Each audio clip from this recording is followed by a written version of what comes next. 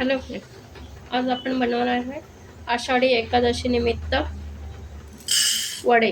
पण ते साबुदाण्याचे वडे नाही आहे, आपण नेहमी करतो तसे वडे नाही आहे. आपण वेगळ्या पद्धतीचे वडे बनवणार आहे. त्यासाठी साबुदाणा थोडा किंचित भाजून घेणार आहे, पण त्याला डाग वगैरे नाही पडू द्यायचे. असं साधारण थोडंसं भाजून घ्यायचे.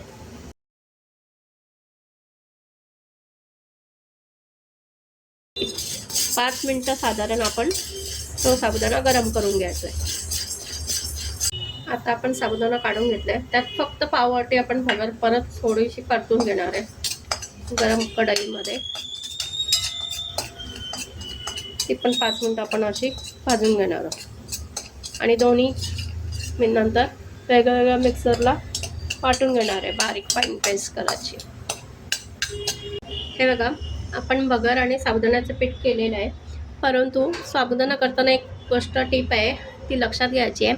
साबुदाणा लवकर बारीक होत नाही, तर थोडासा तो बारीक केल्यानंतर अगदी वस्त्रगाळ होत नाही तेव्हा आपण त्यात भगर ॲड करायची, मग तेव्हा ते छान पीठ तयार होतं.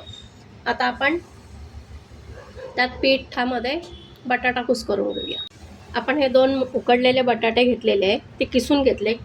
त्यामध्ये आपण ठेचा टाकणार आहे. हिरवी मिरची, आलं घेतलं आहे, कोथिंबीर घेतली आहे आणि जिरं असं मिक्सरवर बारीक करून घेतलेलं आहे. मीठ घालायचं आहे चवीनुसार आणि त्यात मावेल असं पीठ एकत्र करून भिजवून घ्यायचं. आता हे पहिले आपण एकत्र करून घेऊया. मीठ वगैरे आहे ते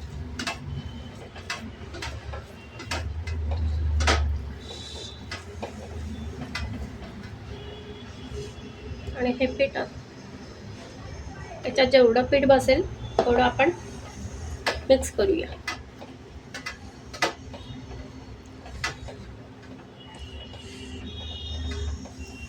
वरतून पाणी अजिबात घालायचं नाही आहे. त्यात बटाटामध्ये जेवढा ओलावा आहे तेवढ्यामध्येच आपण पीठ एकत्र करायचं.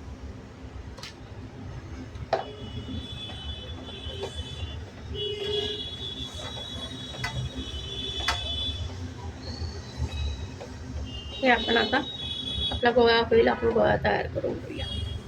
हे बघा, आपल्या पिठाचा असा गोळा झालेला आहे. आता आपण त्याचे असे गोळे करून घेणार आहोत आणि त्या प्लास्टिक शीटवर वरती ताटली ठेवून असं प्रेस करायचं आहे आणि लगेच तळून घ्यायचं आहे, कारण ते पीठ पातळ होण्याची शक्यता असते. हे बघा, असे गोळे करून घेऊया. आपण हे असं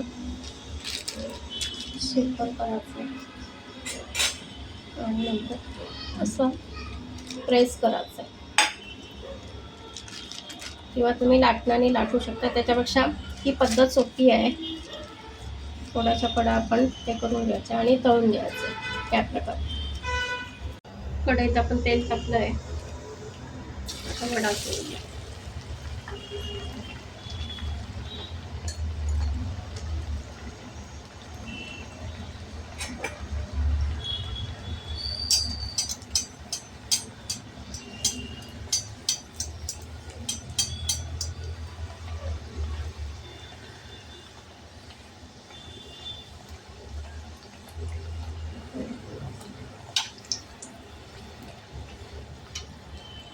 हे बघा, असा छान आपला टम्म फुगलेला आहे. लो टू मिडियम गॅसवर आपण असे छानपैकी आपले साबुदाणा, बटाटा आणि भगरीचे वडे छान टम्म फुगलेला आहे. आता आपण दुसरा वडा टाकला आहे.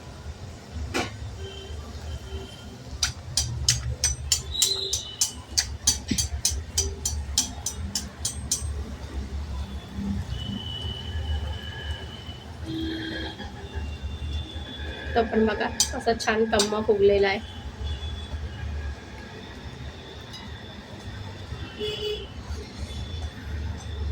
साबुदाणा वड्यापेक्षा हे वडे तुम्ही नक्की ट्राय करा, खूप छान लागतात. क्रिस्पी आहे आणि साबुदाणा भिजवायचं वगैरे काही टेन्शन नाही आहे आणि एक वेगळा प्रकार आपल्याला खायला मिळेल. या प्रकारे आपण सगळे वडे तळून घेऊ.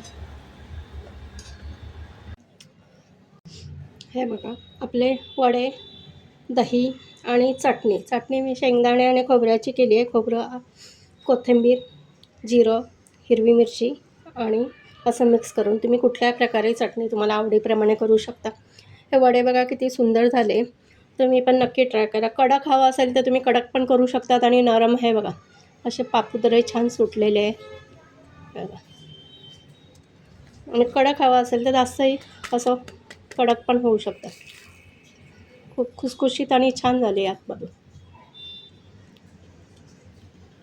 रेसिपी आवडल्यास लाईक, शेअर आणि सबस्क्राईब करा. धन्यवाद.